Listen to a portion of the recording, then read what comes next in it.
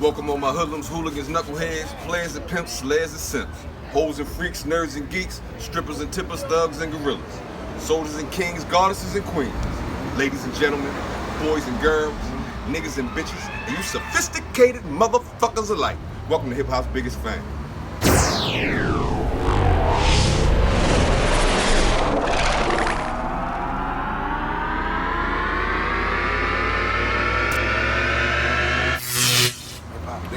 What's up? Ain't nothing. How you doing today? We had the Glockaware radio cookout up in Philly. You know. Philly legend, Ness. You already know. That's what they say. Happened to grace me with his presence. Ness, Lou Phil, what's up, man? All right. Uncle Reg up. You know what I mean? He up here flexing. You know what I'm saying? Right. He up here flexing. So no, yeah. It's just been a long time. I've been dormant for a while. You've been getting busy for about 20 years, bro. Right. Is that correct? I deserve a break, right? I mean, yeah. So it's okay. Basically, you just come to your point in your life where you gotta reevaluate certain situations. Not that we sound so depressing and political. I'm just keeping it real. Just being a human being, being in the business for so long, and having a lot of false starts and disappointments. Right. You really reevaluate what you really want to do with your life. Okay. I just went back to the basics and my love for writing, my love for just, being an entertainer, being, that type of MC that demands attention. It's like eating a bag of chips, man. Once you start, to bite one, you're gonna empty the bag, baby. So one freestyle turned into two, two turned into four turned into six turned into an interview turned into a show turned into another battle. So I've been fortunate to keep the presence and all through that, even my down period when I wasn't dropping any musical content through the battle realm. Okay. So that just being hungry and just sticking in there, man. It's just so hard to stay in there, man, because everybody's telling you, they're giving you reasons why not you shouldn't stick in there. Words. It's just like, you know what I mean? But this is what the fuck you do. But at the end of it, man, I just feel like I said, not to sound so philosophical, you just got to be like, yo, do this. I want to do this, or do I want to do this? And my craft is my craft, and I love my craft. Sometimes I put it before anything else, and that's when I felt that this is what I was supposed to do. You could run from it as long as you want to, but some people's put here to be carpenters, some people's put here to be plumbers. I was put here to be a writer. Okay. Now, saying that, so with your time with, let's say, Bad Boy. Right. What records did you write that, somebody else performed? Can you disclose that information? They got NDAs and shit like that. No. I'm saying, I talked about it before. Like, I wrote some records for Puff, and some got chosen to be on albums and some didn't. Right. So I wrote countless material. Did it get picked for actual albums? No, not all the time. But my biggest one to date was Diddy Rock.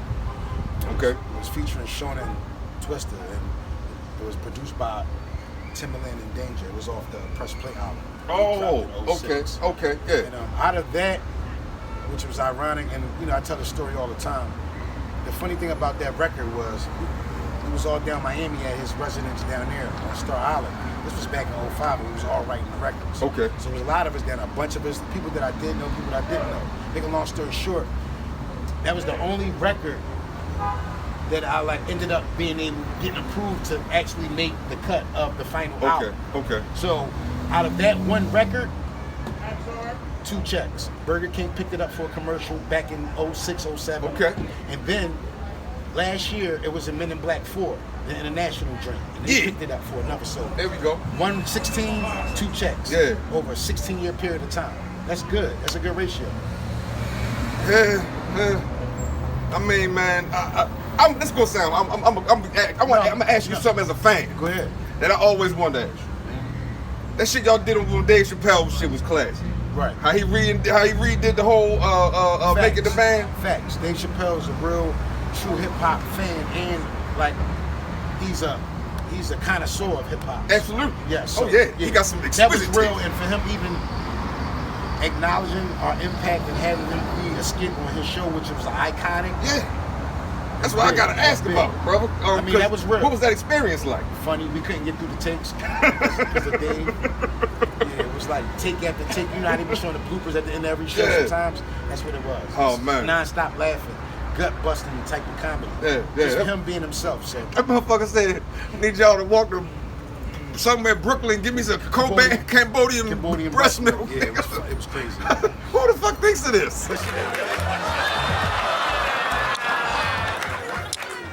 It's 100% Cambodian, yeah. It's the real shit. But see, that's what I'm saying. Everybody don't know. What was going on in the show was actually going on in real life. Right. See, in the show, Dylan would never show up for stuff. Oh. So he actually never showed up for the taping of the Dave Chappelle show. So that's why Dave Chappelle had to play. He had to play. Look, this is not what I got in the music business to be doing, to be a sugar cookie getter, you know, I'm a rapper. Thank you, Dalon. I'm just jumping in. Thank you. So his arrogance and the way he just carried it is showed off in mainstream pop, commercial comedy type shit. From him not being around and shit, they should be like, well, I'm gonna just do it. Yeah. And that made him bigger than it propelled him. Because once crazy Dave is that? Chappelle act like he's you, Like yes. nobody it doesn't get any bigger than that. And for the show to have so many little seasons, it's like almost having a pair of J's. The ones Jordan wore in Game 6, the flu game. It's like that. That's like. Look at this nigga. You just gonna do your taxes, Ness? You just gonna sit there and crunch numbers? Huh? Is that hot? Is that what's going on in the streets right now, your taxes? Like that. That's like what Dave Chappelle shows are. And having them on, watching them on TV and seeing them on cable when they come on cable. It's like the Martin shows or Fresh Prince. Hell yeah. It's like that. You know what I'm saying? Shit. It's classic. It's like nobody can never repeat that. Ever. No. And I'm a part of that. No. Yeah. I just had to bring. I was like, I gotta ask him this. Now, I believe you recently dropped a project earlier this summer. Yeah, Let Me Borrow This Beat featuring hosted by DJ Alamo, Coalition DJ. Okay. Hell yeah. So I just, That's everywhere? It's everywhere. It's on. It's available to download on all streaming platforms. When you download and stream all your shit, Spotify, Apple Music, such and such, et cetera, on and on. So, I put out a couple singles, Armani Dreams, Chicken Filet, and it's Look at Me, Look at You, and Money Make Them Understand. Okay. The tape has been, well received. It's getting some good responses. They got over like 2,500 downloads in over 30 days. Okay. So, Yes, sir. For a person that, at my point in career, that still had the attention of the young crowd, and you've been getting around. Just been getting the downloads and the love, and being able to go out to different markets and do interviews. That's the reward to me. Yes, sir. Yes, sir. Now, moving forward in this shit, what can we expect from Ness?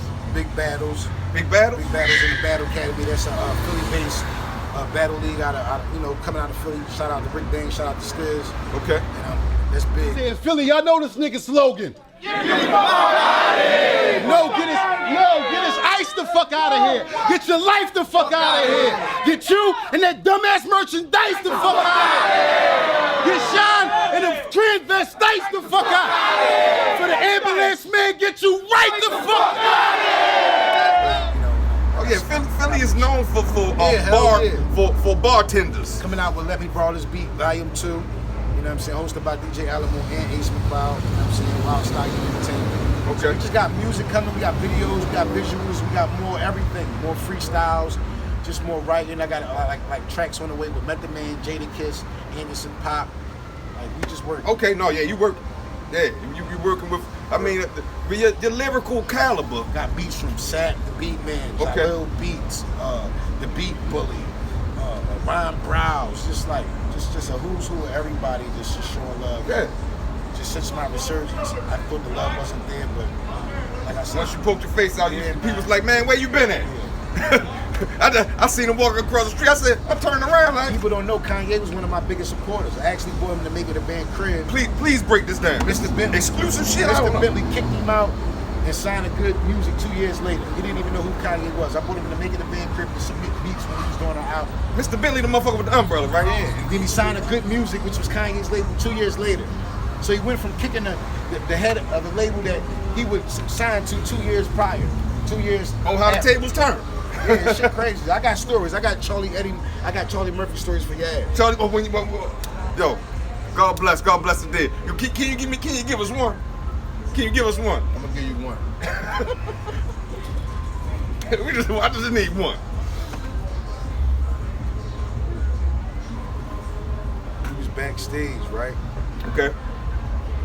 At the Summer Jam, right? Now we each was supposed to fly in to New York from our separate different states. Okay. Yeah. And you know how big the Summer Jam was, like back in the early 2000s. It was everything. Mega. It was like God was watching you perform. This was before Instagram and shit. So this is, you know what I mean, like the motherfucker Versus is one of them. It's something way bigger than that, but yeah. So make a long story short, we all end up getting there like some raggedy orphan kids coming back to the orphanage. They told us that Ness don't bring no Philly niggas back there. Chopper, we don't want to see no Baltimore, no New Orleans niggas. Babs, keep your niggas from Brooklyn on the other side of the gate. Okay. And all this. Once we get back there, we start throwing money. Man, Puff cussed us out so bad, he made it feel real small. He said, yo, y'all out there throwing money? He said, we did that in 95. It's old, like y'all look stale.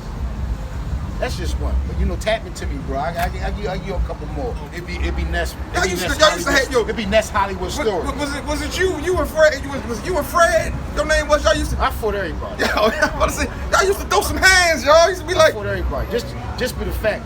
Imagine being in a house for the next 6 months with people that you never met before. Right. We sharing one phone. We don't have no outside connection to our people, our family, our managers, no loved ones.